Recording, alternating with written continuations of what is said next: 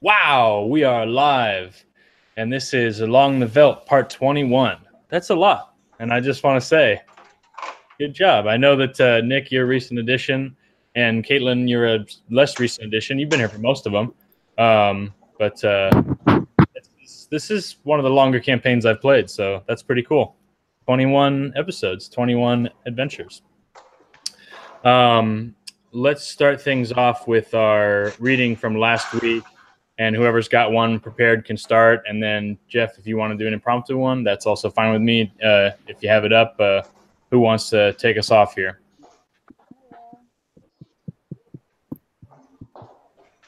Nick, do you have one? I did. I missed that one. Okay. And Caitlin, do you have one? Yeah, I do. Can you hear me? Oh, I can't hear you very well. Can anybody else hear Caitlin? Not at all. Barely.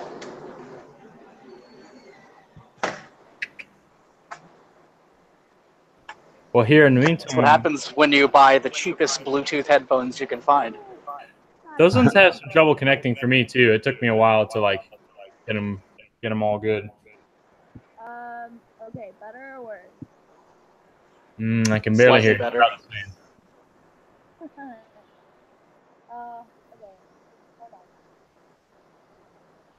If someone else wants to do something, it's better calling on my phone.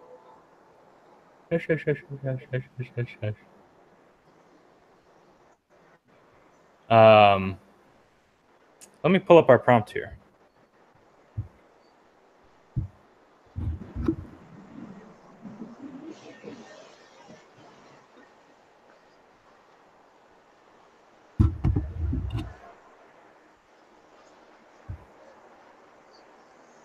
Oh, I see yours here, Stephanie, but I shouldn't be the one to read it. All right, our prompt is moving downstream. Oh, if she's up, I'll let her go. She's up on Alt. Whoa. Got Alt Caitlin up there. Yeah, double trouble Caitlin. There's Doesn't mean a few turns, okay? Caitlin and Nega Caitlin.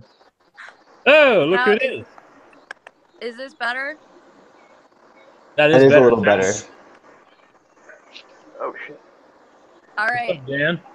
What's up? Can you guys hear me all right? Yeah, I can. Yeah. Excellent. All right. We're just opening up sharing a little prompt, so we're going to start with Stephanie here. Okay. Moving downstream. Here, I'm gonna. Okay. Moving downstream, the Vester burbles here and there, and we move swiftly towards the city of bridges, and every swirling piss pool stop off along the way. I can't seem to shake these people I'm traveling with. One stinking prospector drops off, and a stinkier fellow takes his place. We're headed towards something, and I have my own idea as to what it is. All right, that was the prompt. And Stephanie's response is home, the Underdistrict. So much has changed since I was last there, and now that I'm in a group, think of the possibilities. If one woman or man or whatever can steal enough to live, then surely a whole group of us can steal enough to thrive. With my connections and Chrissy as muscle, I should be able to set myself up nicely, assuming I can convince him to keep his mouth shut for long enough to be intimidating. It'll be like it should have been in the first place, like I always dreamed my life in this city would be. Money, power, a comfortable chair, and a shit ton of nasty. All right, awesome. Thank you. Jeff, do you want to improvise one? Yeah, for sure. Go for it. Moving downstream, the Vester burbles here and there, and we move swiftly toward the city of bridges. Every swirling piss pool stop along the way. I can't seem to shake these people I'm traveling with. One stinking prospector drops off, and a stinkier fella takes his place. Well, we're headed towards something, and I have my own idea of what that is. It's more scum. In the city of bridges, it's all rabble-rousers and troublemakers.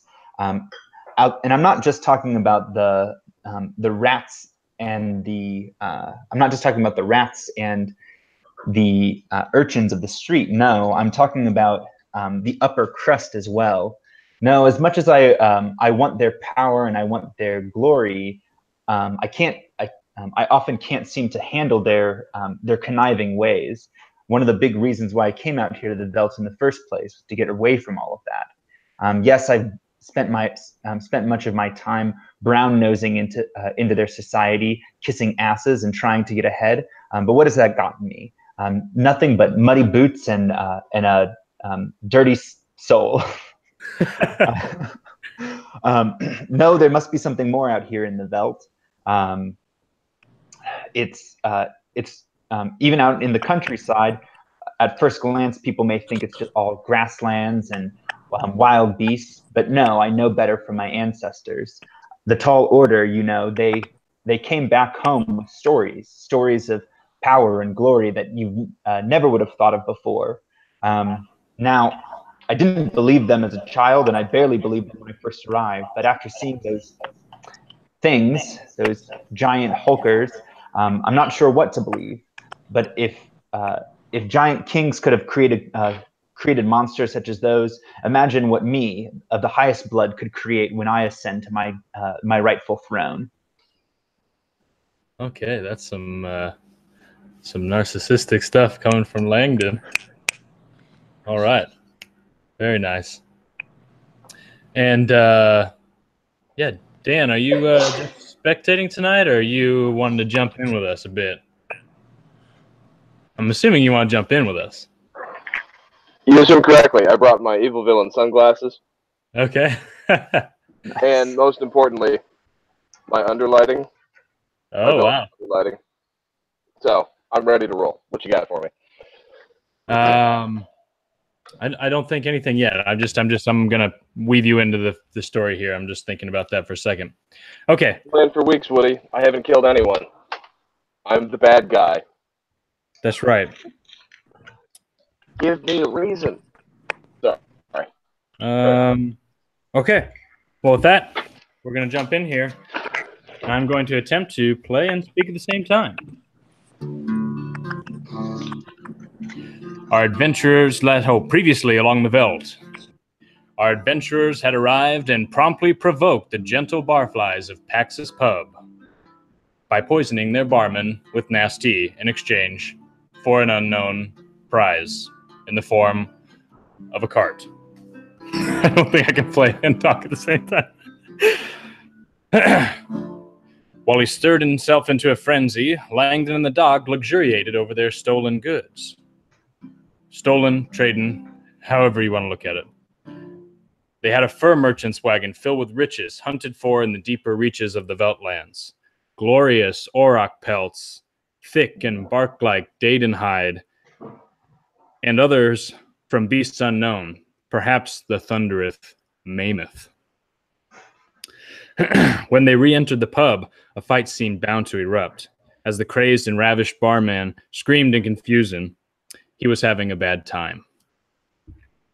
Stephanie explored the Pax's stones, ancient giant relics rumored to be touched by a powerful curse, one whose legend maintained peace in this haven along the river. Just then, the fur merchants arrived, coming back for their cart. And they wanted blood from the fur-clad gang who had obviously stolen their merchandise. But the clash of swords and the cracking retort of wands awakened the Pax's guardians, who tore through the building as if it was made from paper. Sick Chrissy, with the best of intentions, I'm sure, broke a bottle of acid on Corell the barman's face, leaving him permanently disfigured. And Jerry seemed mysteriously absent during all of the frantic proceedings, having possibly departed the night before, muttering to himself about some big dreamstone dig to the south, clutching his shaker's paw tight to his chest. When he failed to join them on the boat, no one seemed to take much bother. Narrowly escaping with their lives and leaving Jerry to an unknown end, the group departed downriver. And so there they were, drifting on the Veldt and going nowhere in particular.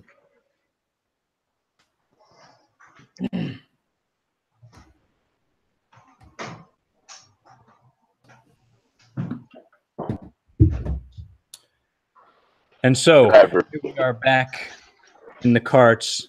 Langdon is attuned with the tow crystal on the medicine boat, whipping along, spinning his little paddle wheels with full sail and towing by a little chain the tow barge here, where Stephanie and Sick Chrissy have gently stowed Petunia in the rear of the craft to munch on some grass that they collected. Oh, right. Petunia's the horse. And Petunia, named her Petunia. Cumberbund is up on the berth of the craft, looking off downriver, anticipating the little eddies and forks and such in the river that they have to navigate, and giving instructions back to Langdon. Okay, there's a big bend up here. Looks like a tight turn. You're gonna want to juice it. You know me. I'm always ready for a little bit of juice, a little bit of power. Now, and I'm gonna pull out my spyglass real quick and go. Just want to make a quick double check to make sure it's safe enough for the round corner, for the wide corner. Can I make a spot check to see how if I can spot any sort of like rocks or debris or anything with my spyglass? Yeah, go ahead and make a perception check. I got a 24. Okay, so you polish the glass on your spyglass and you slip it out, and you take a survey of the stretch of river up ahead. It looks like a kind of precarious patch, but you've been passing through little spots like this for the past few days, and you think you got the rhythm down. So you go within and kind of focus your attention on the crystal, and while attuned, you can almost feel the churning of these inanimate elements cobbled together by Sick Chrissy in a spurt of genius creation. And you get your paddle wheels churning, and you start tugging and drifting the boat into the bend there. And I'm going to have Langdon make we'll have you make just like a navigation check or like a kind of a skill check with this tow crystal, and we'll give you advantage because you got a good survey of the terrain. So roll and use your wisdom modifier. Wisdom? Okay. Yeah. 17. Okay. So you definitely navigate this swift bend. There's kind of some like lurching and sounds from the boat behind you, but you come around this bend and then you find a big expanse open up before you. A bunch of kind of around this bend, the river widens and it becomes quite a vista. I'm gonna see the Veldt stretching on for a good long ways in either direction. There it is, the beautiful Veldt. You've never seen such a clear picture of it. What do you think there, Chrissy? You ever seen something so beautiful? You never really did travel outside of your home, did you? I mean, the talk cool. So yes. What do you think there, Chrissy? Should we park it a minute and do some exploring? Maybe we can find a large beast to take down, you and I. I think that would be prudent and a good time for us to bond together, since thus far you've kind of been nothing but a dick to me, bro. Well, you've done a fine work with this craft, and maybe I should maybe I underestimated you. You blistered, disgusting man. That is my last name. I know. I'm Mr. Actually, Blistered. My first name is Sick. My last name is Chrissy. Yes. I'm sorry. That must have been an accent thing on my part. Common isn't my first tongue. I still love you. All right. All of a sudden, you're passing along the river for a while, and the river begins to narrow. You see two kind of rock outcroppings on either side of the river, and they kind of catch your attention, Langdon. And all of a sudden, you see some sparkle, some glint kind of in the air, some little floating some strange reflection, a kind of a ghostly shimmer, and you suddenly realize that there's a sort of transparent or almost invisible net of fine strands going from rock to rock, and danger is kind of triggered in your mind as this little boat nears these strands. Cool. I'm going to focus in on the crystal and try to do a quick U-turn and then slow down and hopefully avoid the this net that I've perceived. Okay. Yeah. So make a navigation check again for us. 14. Okay. So yeah, you start to pull and make the U-turn, lurching the boat powerfully. Langdon, the tall and high center of gravity that he has, finds himself caught somewhat off, or not Langdon, but Dr. Cumberbund finds himself somewhat caught off guard, and he has to check to keep his balance and keep from pitching out from the boat. He stumbles and kind of turns, and he trips backwards out of the boat, and he falls kind of on the plane between these two stones, where your ears perk and wait for the splash, but the splash doesn't come, and instead Dr. Cumberbund is left suspended in midair, sort of like stuck in this invisible net. And what do we want to refer to this barge as? The barge likewise comes and kind of hits up against this rock, kind of locked in place for a second here. And let's everybody, we'll just roll initiative, and whoever has the highest initiative can be at the start of combat here. Okay. I got a 12.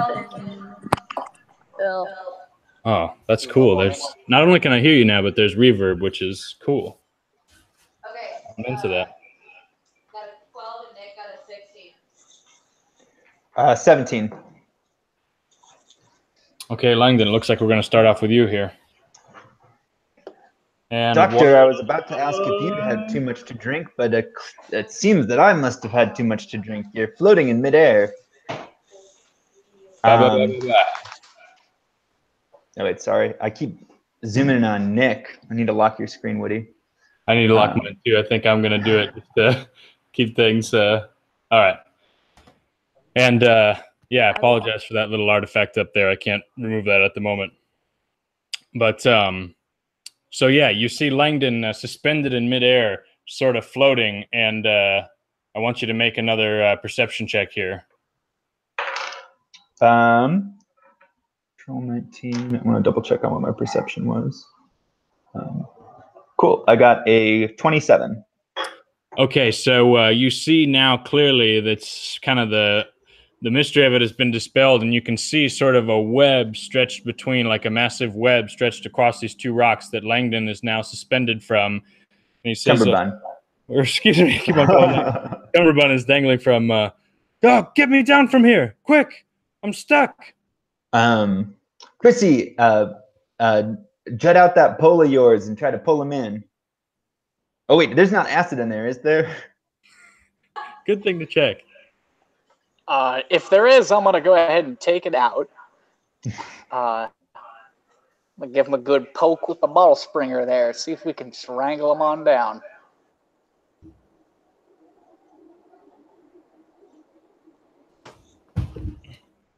All right, Chrissy, make just like an attack roll to see if you can stab at and grab onto Cumberbund.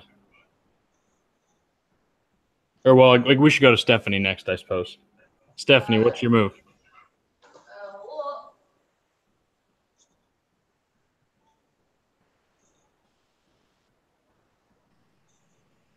Okay, I'm gonna...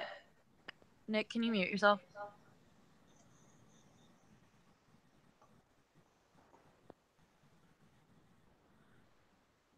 I'm gonna try to, like, lean over and extend my hand towards Dr. Cumberbund. Okay. Dr. Cumberbund struggles to reach out towards you as the boat is turning here, but his hand is stuck kind of at his, at arm's length. So he reaches, but yeah, let's reach for each other. I'm going to make a strength roll. All right.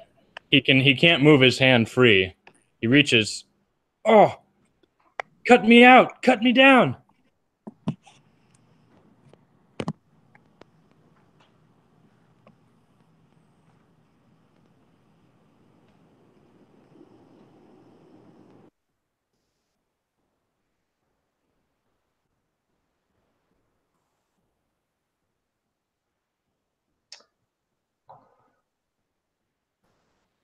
Did we lose everyone? I don't know. Okay, I'm back. You did lose me for a second, but I'm back. Can I do a perception check to see if the web is made out of plot threads? Made out of flatbread? I don't understand. Plot threads. Oh, plot threads, exactly. These are your standard plot threads. And hanging from one of the nearby trees is a an adventure hook left by some. Yeah, I don't know. I got nothing for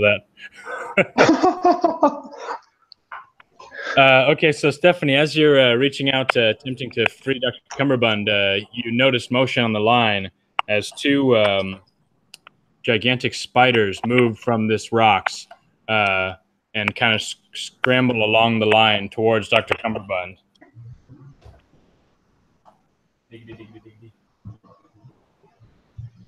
Oh man. They're going after him. And Chrissy, it is your turn. I'm going to lock my screen again here. I feel like we should probably do something about those spiders. I'm going to go ahead and I guess I'm going to smack one with my bottle springer there. There's no acid in it, so no So you're just trying to kind of poke it with the spring end, or you're trying to smack on it? Give me a little more description. Yeah, I'm gonna give it a good old hearty smack right on its abdomen.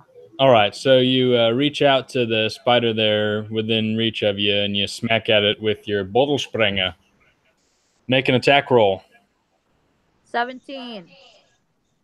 Oh, okay, so you hit on this spider on its abdomen, and you give it a good poke with the pointy end of your spring, the big coiled sharp part. Go ahead and roll damage for that. 4.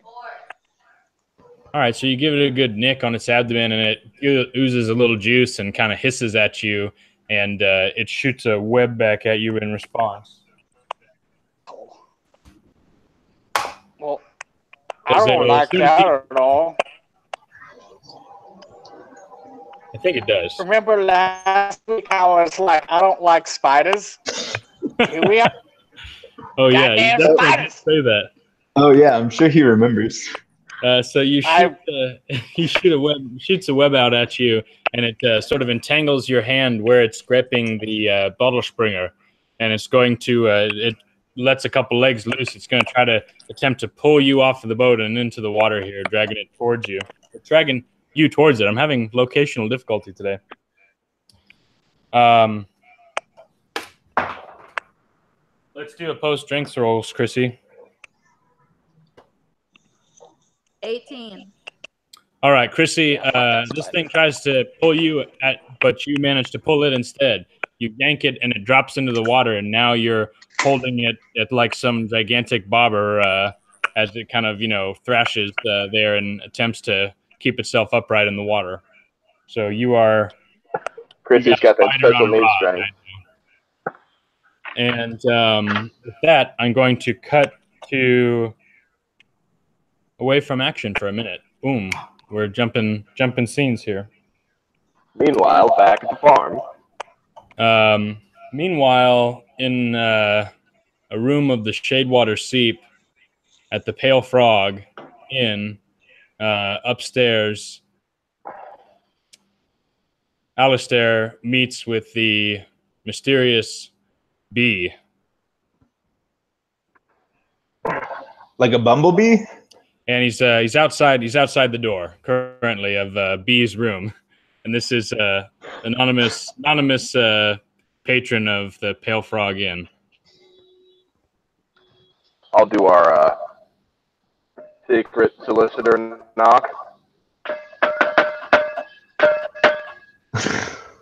All right, the door creaks open.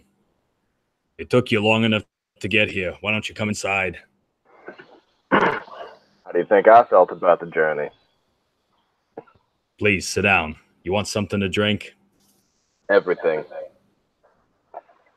All right, I don't have a good background for Shade Water Seep right now, so I'm just going to go back to this screen that we were on previously. Do you have the canister with you? I do. Do you have my spare? I didn't catch that, sorry. Do you have my spare? Yeah, here you go.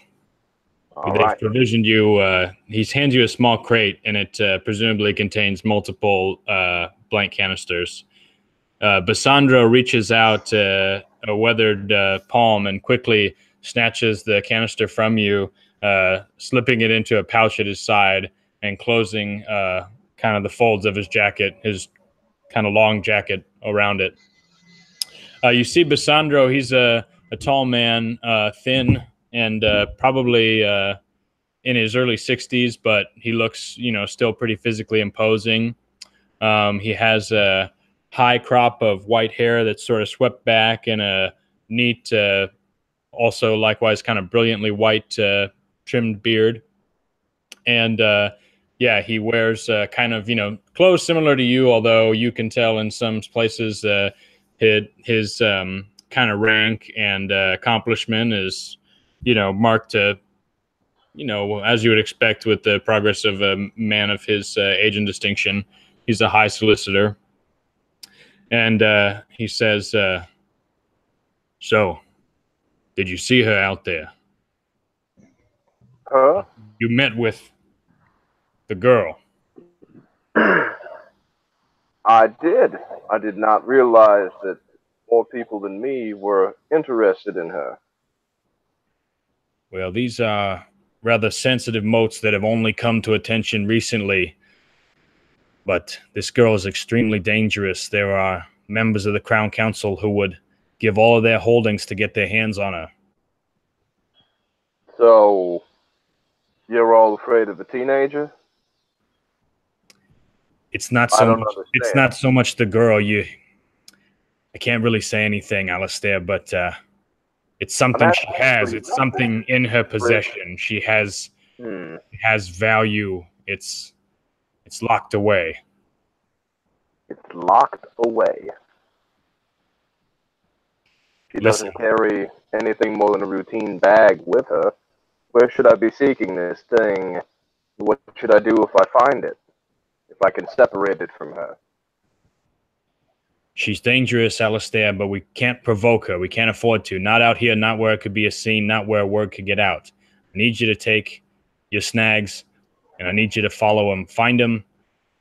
Our collectors say that they're en route to the City of Bridges. We need to be prepared for them when they get there. And we need to take care of the sensitive situation very quickly and very discreetly. So take your snags, follow them, and I will contact you further at another drop point downriver. One of my snags was left with them. I'm not an amateur. They're well in hand. Hopefully he hasn't lost too bad a track of them. And you can tell me nothing? How did you get to the rank and position that you have? Was it with bad information? I can't imagine that to be the case. You're speaking in enigmas and riddles. All right, Basandro, he moves across the room and he shuts the door and he paces back and he kind of takes a few deep breaths. He looks like he's kind of deciding whether he's going to divulge anything further. He says, I imagine you've seen some strange things in your time. I imagine recently things have turned your idea of what's going on out there a little bit. This world is older than people think, and there's still a lot of mystery out there. Let's just say that when you have means and you have enough power, there's ways of sticking around past what's rightly your time to go. Only you don't necessarily get to choose who stirs you back. I can't talk about it. He kind of goes back on his word, and he kind of steps away from him. All right. Well, I won't press you further. Out of game. How do I lock the screen? It looks like Caitlin's checking her lip gloss and the webcam, and it just keeps going back to that. You just have to press on the little window once, I think, and then you'll lock it. Oh, okay. There we go. Thank you. It was super distracting. We're having this like dramatic moment. I'm just being like,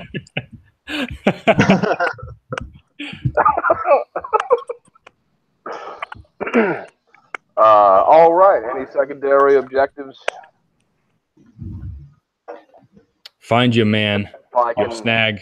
I can get to them Just and follow him. I want you to. There's a burrow in the Underdistrict. We need to lure them there. We need to take possession of the girl very discreetly there. It's familiar territory for the both of you, and I think that maybe too familiar. Can we do it somewhere else? I'll see what I can do. I'll be in contact with you further through your Simicron staff. All right. I'll see you in the suburb. And he sees you out, and then he says, he like regards you one more time. He thinks a little bit, and he says, when you were collecting information on the girl, did she have any alter egos, any aliases, or alternate personas that she went by? Well, I mean, she's a thief who lies constantly, so none that struck me as out of the ordinary for that. Very well. And he says, good luck, and he shuts the door and kind of locks you out of the room. So hospitable, this line of work. And so moving on a kind of different time scale here, what's your MO, Alistair? Well, I had hoped I would be able to keep in touch in just like a rudimentary way with Brutus. Did that work out? Yeah, I think that's you guys have some kind of a contingency plan. Yeah. Cool. Is he tracking them? Yeah, he's keeping a good distance behind. You're not sure if he's tracking them by, but yeah, he'll send you a relay about his position and everything.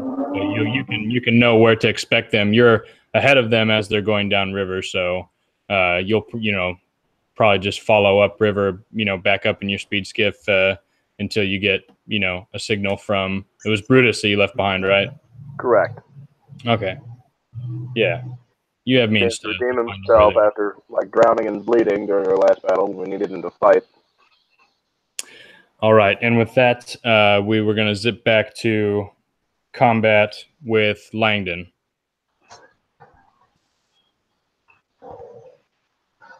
Let me see. Can we get a different camera angle?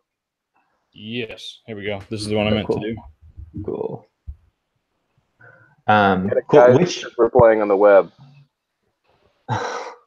Which spider was the one that was pulled in towards?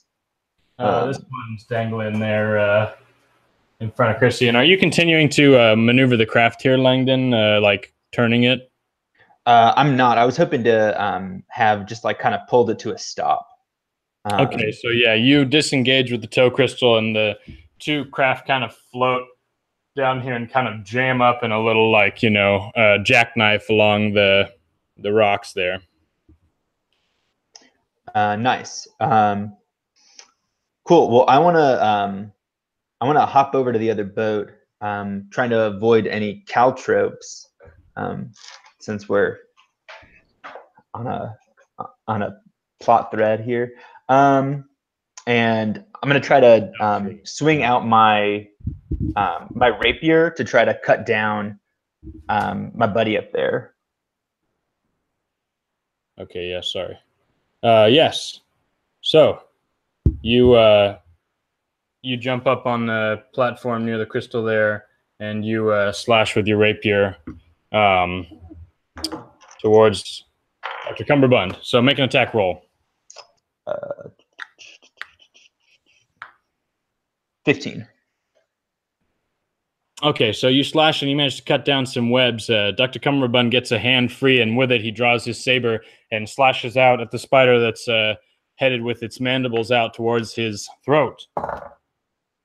And he slashes at it, clipping off its mandibles, and it inches backwards and kind of runs across the web towards this other rock. And Stephanie, it is your turn. We've got Christy here kind of reeling in this spider unintentionally. His hand is stuck to the thing, and he's kind of wailing it around. He's kind of in a little mess there, but anyways. Okay, can I try to... I'm going to take out City Skinner and try to cut the spider. The spider is, like, attached to Chrissy's weapon, right? Yes, correct. Yeah. Can I try to cut that thread with City Skinner to untangle Chrissy? Go for it. Oh, and I got a 4. All right, so you're cutting at this thing, but it's pretty strong and kind of awkward because your blade keeps kind of catching and binding on it. It seems to be, you know, a high friction, sticky kind of substance. And also it doesn't help that Chrissy is kind of flailing about in fear and confusion. Chrissy, it is your turn.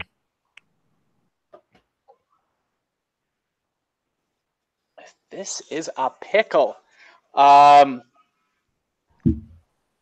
I guess I'm just gonna try and use my brute strength to just kind of with my free hand, rip the web off of me there. Yep. Sorry, guys. New camera setup, and I'm fucking with it too much. Okay, there we go.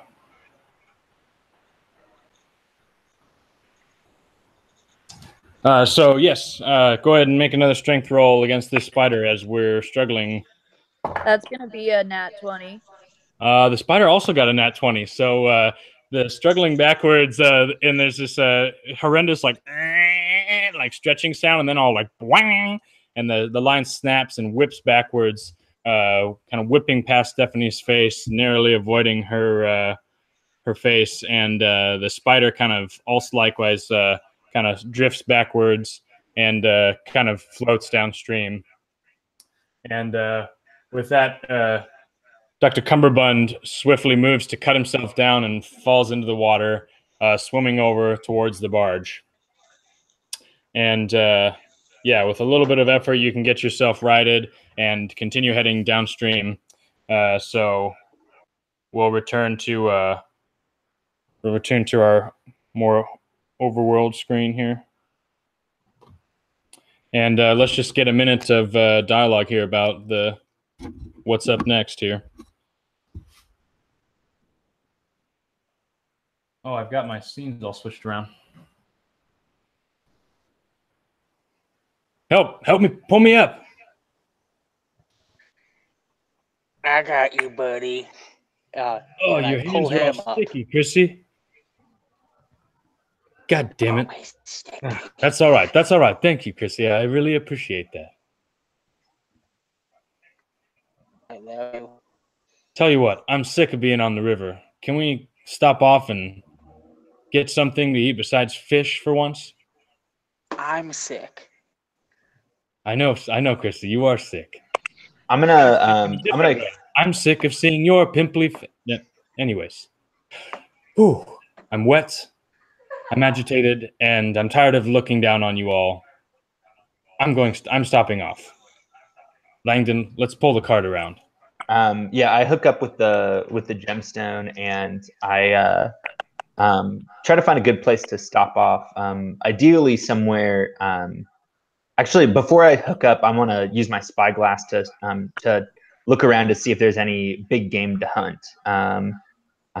Just like hanging out and about, or if I like notice anywhere that like maybe game would maybe be easy to track, like start as a starting point to track. If that makes sense.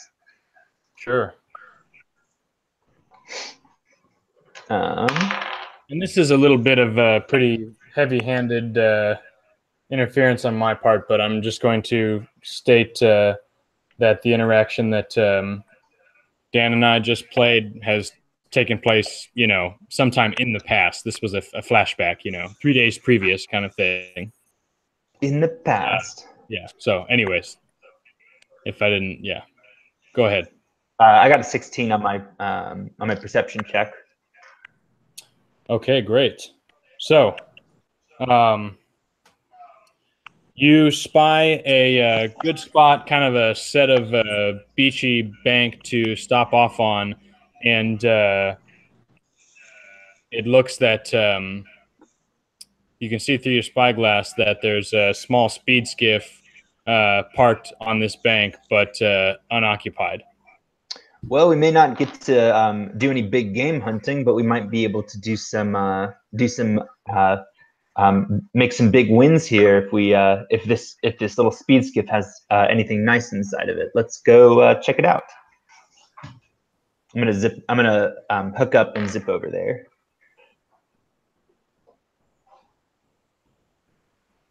Okay. You bring your craft in and you sidle up along the beach here. And what's everybody's mode as we're coming into to beach here?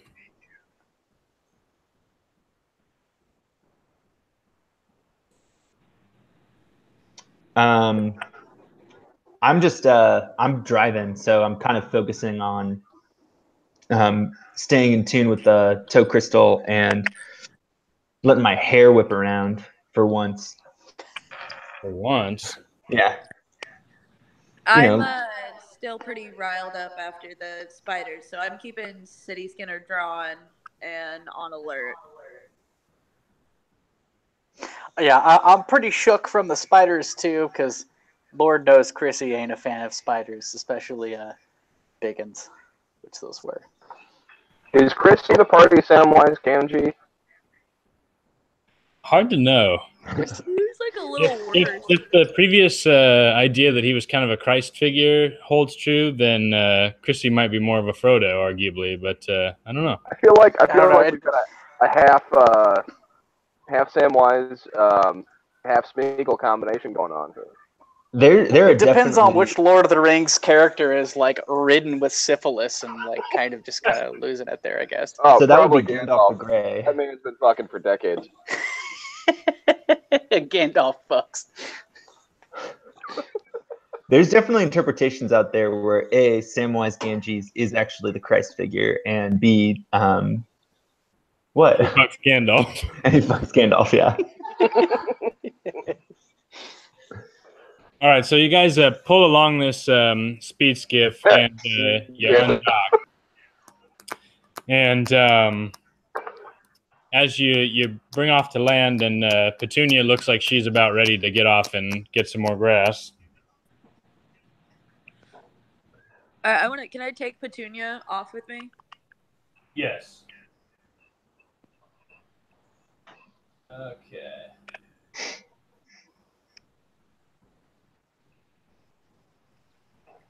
You reach a bit of bank on an unknown stretch of the Veldt, and it looks like obviously someone else has recently stopped off here. And Langdon, why don't you do a wilderness survival or some kind of a rangery check for us?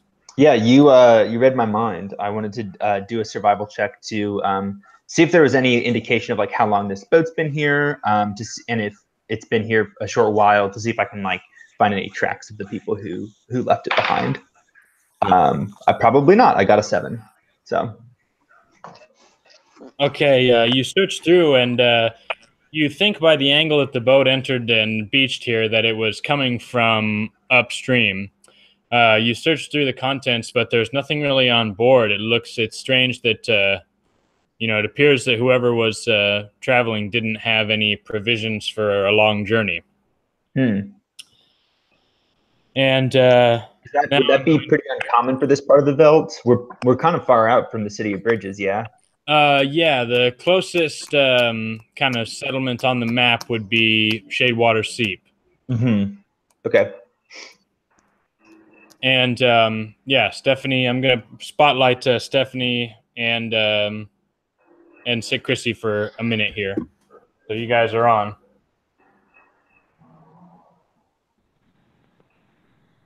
All right, I am petting Petunia, and I'm just saying it's over now. Eat. I don't know. Nee.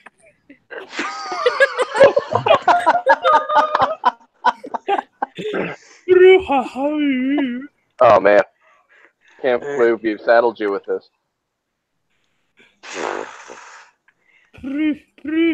Petunia has a very strange whinny, a very exaggerated feminine whinny to her. It's Perhaps it's your okay, imagination. horse. Chrissy, I love step you back. too, You horse. bother her. You know that. No, I don't. Okay. I'm back. When can I ride a horsey? You're never riding this horse. Oh, And then I brush her mane with my hand. that seems like I'll never ride that horse. So separate from this dialogue, I also have a survival skill. Oh, good. So I want to do the same thing that Langdon just said, if I can. Have him. Yeah, go for it. As she's doing it, I tell her there's no need, and then I figured out everything. Yeah. and it's probably just some traveler on his way from Seething. What was the name of the town? Shadewater Seep. Shadewater Seep up towards Anders Pleasure Palace, and he's just stopping off to take a piss. All right. Where's this pleasure palace? All right, keep it down. Doesn't stay in one place, Chrissy. Let me show you how the master works. All right, I got a 22. Nice. Okay, so Stephanie, you do pick up on a clue that Langdon didn't find. You find as you're looking for footsteps or bits of hair or something like that, you find the butt of a cigar burnt out. And Look at this. And I gesture to it specifically at Langdon. you recognize and you suspect that Alistair, the solicitor, Robbie, as you call him internally, he's coming back to find you guys. All right, I pick up. And with that, I'm going to cut to Alistair, who is up the hill here, kind of behind a tree with Dooley. There's no way that's Alistair's cigar. I've seen that cigar before, and it's that happy father goon guy we left behind years ago. The man we should not speak of. I presume I am surveying the events as they happen. Yes, sir. Okay. Up here on the ridge. And basically, the fill-in for that is that you and Dooley made your way back upstream, according to a relay, the last relay that you got from Brutus. And Brutus failed to arrive in the area where you expected him. You found evidence of a struggle. You think someone or something might have abducted Brutus, but you stuck to your post nonetheless, waiting the arrival of this group. Hang on 1 second. Let me check my character sheet.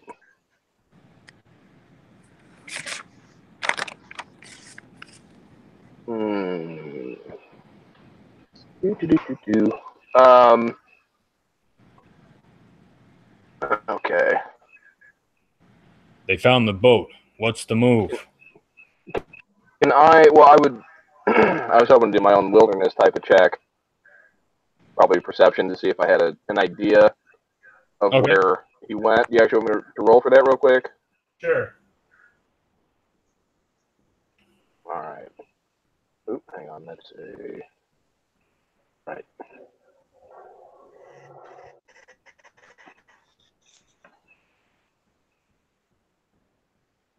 All right. I got a 22. Tells of what that tells me later if you want, but. Okay, so Just wanted to essentially, see if I could catch a lead.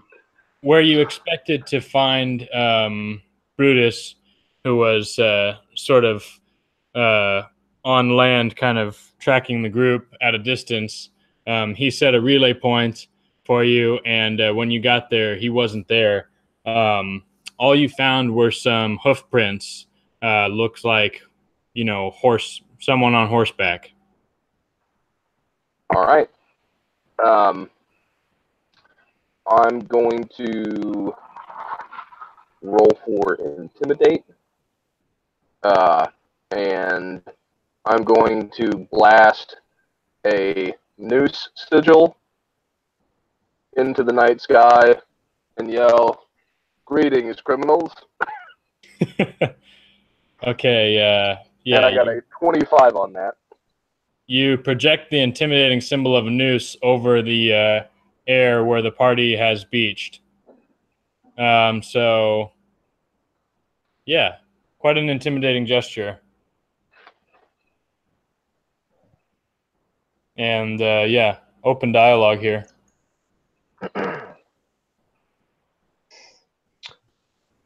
Y'all are looking pretty ugly, even for driftwood. You take that back, buddy. I'm better than I've ever been. Oh, Chrissy, I've improved your looks once. Don't make me do it again. You've been a mean man. It is literally my job, son. What are you doing here?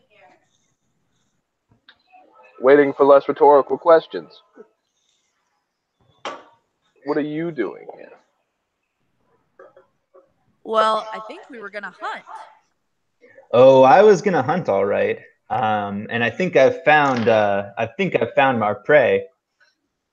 Oh, we'll have time for that later, sugar. You and I have unfinished business.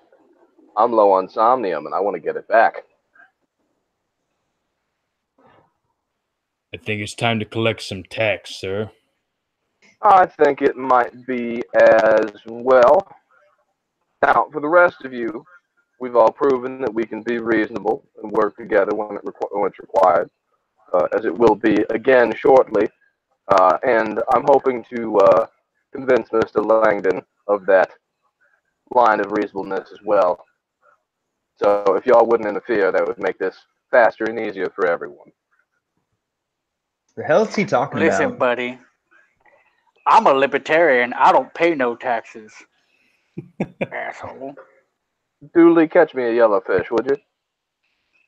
Chink duly extends his man-catcher wand to its full length, and a glowing noose drops from the top of it, and he raises it to cast it forward. But as he does so, there's whizzing in the air and zoom, zoom, kind of doing. Two arrows embed themselves in the tree right near your head, Alistair. I'm in trouble with names today. So everybody make a perception roll here and tell me who's got the highest roll. I got a natural 1.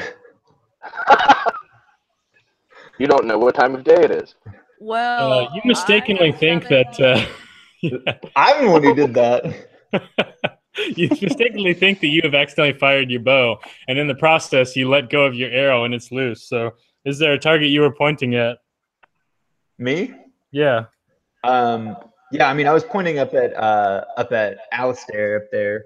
Okay, so make an attack roll at disadvantage. This is like a accidental attack. Oh, nice. I rolled well for both of them. I got a 15 and a 19 natural. So let me look at my bonus. 21 is the total. I don't know if it matters, but I would have turned on my fucking ray shield as soon as those. I got an 11, so as long as I knew they were arrows, that's my. I mean, yeah. Yeah. Okay, so your shield absorbs a few hits from these arrows, and you're not really sure what's going on. It seems like there's arrows coming from every direction at you, but off down the bank, you all of a sudden hear footsteps, or you hear hoof steps. You hear the sound of hooves coming towards you all. So yeah, tell me what's your action here, Stephanie. Okay. Can I still have City Skinner out, and I want to jump back towards Petunia. Okay, yeah, you slide back down the bank and towards your horse. Can I legitimately don't know this, and I guess maybe I can just say this, but is there any reason why I would know how to ride a horse? I think it's a fair thing, just that people in this world know how to ride horses, like some better than others, but yeah, it's not unreasonable. Okay. I think you would definitely know how to get on a horse and generally steer it around and stuff. Okay, in that case, I would like to get onto Petunia's back. All right. How do I do this? I gotta pull this out. Okay, so yeah, you mount up onto Petunia, and seems like a natural fit. Although you're not riding on it, horse surfer style as portrayed here. But anyway, you jump on Petunia's back, and you kind of grip the reins, and yeah, it feels natural. You feel ready to bolt if necessary. Chrissy, you see two figures on horseback coming from down bank. They're rapidly approaching at a full gallop or a full out run. Do they appear menacing? They appear armored, and they both have bows. And yeah, they look like they're menacing. They look like they're coming towards y'all. I ain't taking no chances. I'm gonna go ahead and I guess I'm gonna grab a thing of acid from the cart, and then Okay. I'm gonna go ahead and whip it at them. How far away would you say that they are? Out of range? Yeah, they're a bit out of range, but they probably will be within range soon. So you can kind of go and scramble for a bottle and kind of have it at the ready. Okay, yeah, let's do that. All right, so you scramble down to the medicine cart, and Dr. Cumberbund's way ahead of you. He tosses you a bottle of flammable liquid, and you catch it and load it up into your spring. And yeah, so with that, you all suddenly have these figures approaching you, and as they get closer, you realize that they don't seem to be men on horseback as they first appeared. Instead, you see two men permanently, biologically on horseback approach and get near. Their faces stern, and they're wearing kind of battle dress. Oh, hell no. Two centaurs. Well, that explains the arrow fire. They must want to be the centaur of attention. So yeah, they stop up towards you and they say, "Who goes there?"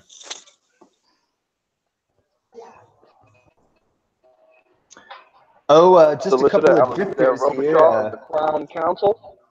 I'm Chrissy. Declare yourselves and your intentions before this gets even worse. Who the hell are you? You see them kind of talking to each other, and they seem to decide that Alistair is the one that's in charge around here.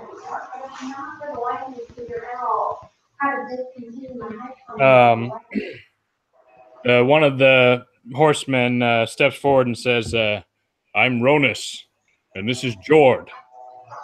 We're scouts. We're on an entrada, searching for some escaped slaves." They look towards Brutus and they say, "Him. We have his companion in our possession." I thought that you might. How can I negotiate the terms of his release? He is not now, nor has he ever been a slave. Although he's been a bureaucrat, but it's not as close as he wanted to be. We are not harming him. And with that, I want you guys to make some kind of a knowledge check to see if you can identify these two horsemen. Is my perception okay here, since it's my intelligence?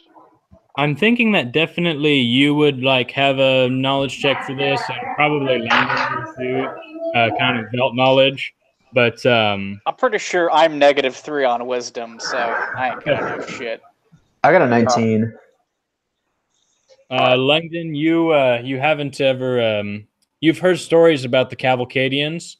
They're sometimes called the Nation on the Move, but they're essentially a huge collection of wagon trains and horsemen and beast riders who they're sort of men of no nation. They travel on this big circuitous route throughout the Veldt called the Trek, and they just roam the Veldt. They're a nomadic people, and these two horsemen, they mentioned that they were part of an entrada. You don't know exactly what that means, but you assume it's some sort of kind of elite scouting group or something. And anyways, you know that the Cavalcadians are notorious slave keepers, and that they travel with a lot of slaves to do their kind of manual labor, while the more elite class go out and hunt and gather and that kind of thing. Are they all horsemen? Nick, They're not all could you horsemen, mute? no. I'm hearing a lot of Caitlin in the background right now. No, it's not me. It's someone else's. It's probably Brenna. She's having a phone conversation. Oopsies. Oh, okay. Sorry. And, No worries. anyhow, yeah, these horsemen, they say I got a we're just 19. we're looking for our property. We were on the trek when a great firestorm came up, and a fire spout came right through our wagon train, killed a couple of our best herdsmen. Well, you can blame that guy up there. He's the one with all the magic, and he's the one with your slave as well. Oh, shut up, you fool. All right. Quiet. None of us here are powerful enough to have done something of that magnitude, although we are powerful enough to take you in a fight right now. Although I have no present desire to do so, provided you immediately return to me what is mine. I can offer you somnium in return. Moonstone. Our entrada is small. Our slaves were separated, and they have with them a great possession of ours, one of our great milking mammoths. We need the mammoth back, but we don't have very many men out scouting. We're part of a group of 8. If you can find the mammoth and bring it back to us, we'll return your man. And with that, they thunder off. To come to Doom. Well, they're blunt. I like them. I don't. They're half-breeds. I'm having a hard time wrapping my head around them biologically speaking. I don't like animals.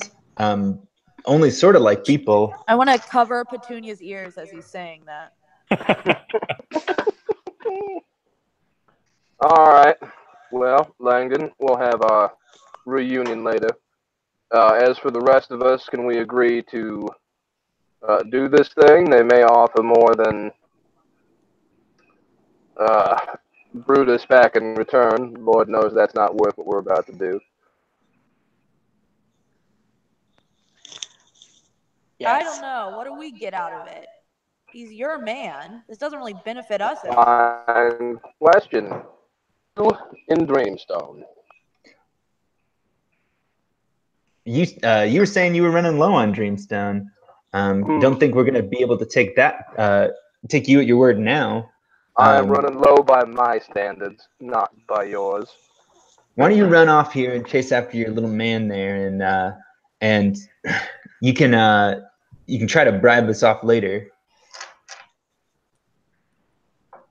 Not a bribe, it's a contract. Dr. Cumberbund steps forward and he says, "Listen, my clothes have been ruined. Some of my best furs. If we could score a mammoth as they call it, that would be pretty good money, I imagine." See, now I like that thinking. Go ahead and hunt down a big old pack beast and sell off the furs and sell off the tusks. Maybe make the tusks into some fine jewelry. Why not? Or armor. Yes, it's a brilliant idea.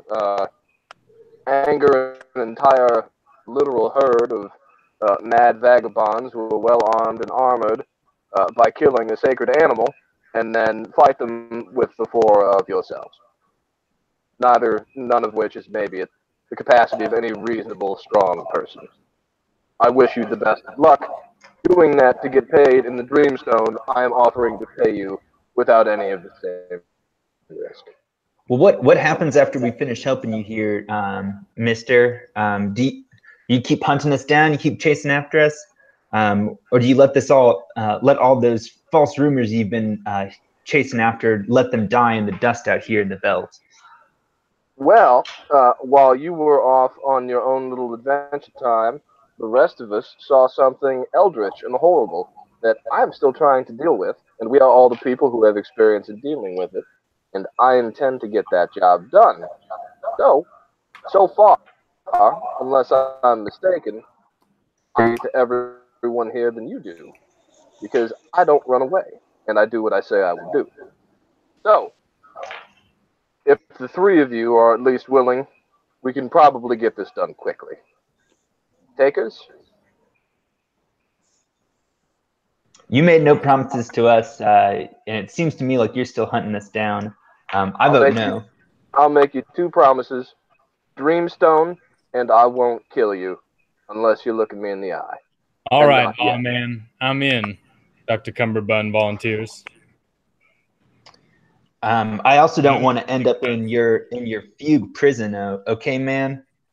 You let this whole thing die. If you're after that eldritch horror, if you're after that nasty beast, then you go after that. You don't go after us anymore. We're all going after it, so that it doesn't kill everyone. And if we survive, you will have done enough of a deed that I can probably persuade. Oh. What, are you still with us? Yeah, sorry. I'm not sure if I ran out of battery or what here. Oh, it might have gone to sleep. Yeah. So if we do this great deed for council and country, there's an excellent chance that I can keep you all from being plugged in eternally, as it were. If you don't do this, I will get my man anyway. I will kill you as soon as I find you again, and I will find you again, and you will get neither money nor redemption. You're like all the other bureaucrats speaking in all those ifs and buts, but I know what that means. It means that you just don't know yet. You're afraid of commitment, but I suppose if we prove you right, we'll come off all the better. Much more fun taking down a mammoth than having you hunt our asses down all across the Veldt. Yes. I suppose I'm in. Lovely. I'm in too. I want that money, and I doubt you can catch me. And then I gesture at Petunia. I missed you too, Chris. Excuse me, Stephanie. Chris, yeah, I didn't miss you at all. I missed both. Okay. And with that, the group is assembled and decides to pierce the Veldt a bit in search of escaped slaves and their stolen mammoth. Chrissy, you think that you can probably do a reconversion of the cart and get it back in shape to be landworthy again. And you think that maybe with a little, even a bit of effort, you can cobble something together. So I want to hear your plans about that. And yeah, you're on the clock. Go for it. Well, we're gonna need to make this craft work for a different type of traveling. So I assume we've got some good parts here. I got some wheels. I figured we would probably cinch up Petunia to the front of that there, and we can probably make this whole thing work here with my hands, albeit haggard and sore. But I'm a pretty good craftsman. All right, Alistair, let's get your closing comments. Are they to the group or myself? To yourself, like third, outside of the main story, your thoughts or just, any commentary, kind of floating head style. Well, I would like to kill everyone at the moment, but I can't kill everyone and do my job, which is almost a daily problem that I have. And I suppose I owe Brutus at least some sort of an effort to get him back, despite his incompetence up to this point. And, yeah, I mean, at the end of the day, anything that bothers me or anyone else here is quite secondary to tracking down whatever horror we all witnessed and, taking it down or at least understanding it better for the greater good. If it doesn't, the Veldt might. Okay, and this is Dooley's aside. Here I am. My last year of work, so close to retirement, and I have to spend it all away from the city I love and the family I love, marching through the Veldt, chasing these light-skinned hooligans all around the place. I just want to hang my wand up, hang my hat on top of it, and enjoy my retirement.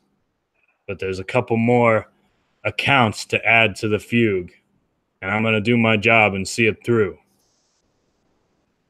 And now we go to Langdon, and I'm not sure how to unmute you. I can do it myself. Once my favor's lost, it's lost forever, and this golden boy over here has lost it a long time ago. I'm not one for second chances too often, but I suppose the risk is worth it. Besides, I'll have my eye out for him, and the second he starts to turn around, second he starts to turn his eyes towards us again, and with that look of the hunt, I'll notice it. I'll be there, and I'll make sure that he pays for even even the thought of taking us out. But until then, suppose it might not be too bad to have some fun. And besides, I'll be able to maybe get my first chance to see a mammoth. Okay, and we cut to Dr. Cumberbund, who's been uncharacteristically quiet this session. Interesting. Cavalcadians, a mammoth hunt. I've heard that the mammoth's testicles are a powerful aphrodisiac. I'm sure that they could make many potions. Although, maybe that's not what they meant by great milking mammoth. Okay, and back to Stephanie. Final remarks. All right. A mammoth hunt is just what I need right now. Something to take my mind off of whatever is going on, both out there and in my own head. I just want to escape into the woods and forget about it all for a little bit, and maybe steal some of Roby's money. Hear him the way he speaks. It shouldn't be too hard to grab some off of him. Okay. Oh. Awesome, guys. So some really enjoyed the role playing there, and there was some really good dialogue, and yeah, thanks for playing.